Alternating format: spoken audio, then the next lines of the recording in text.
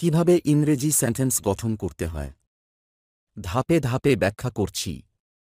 Step 1, subject নির্বাচন করো। প্রথমে দেখতে হবে কে কাজটা করছে।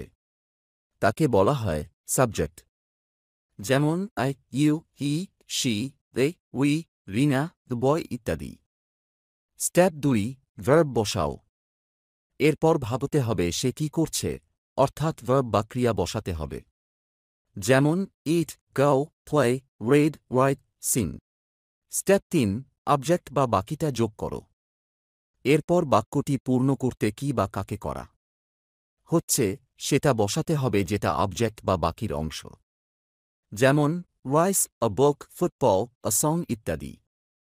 চলো কিছু উদাহরণ দেখি। আই রিড বুকস, আমি বই পড়ি। Subject I, verb read, object books. She sings songs, সে গান গায়। Subject she, verb sings, object songs, we play cricket, আমরা ক্রিকেট খেলি। Subject we, verb play, object cricket. এইভাবে সাবজেক্ট, ভার্ব, অবজেক্ট মিলিয়ে সহজে ইংরেজি বাক্য গঠন করা যায়।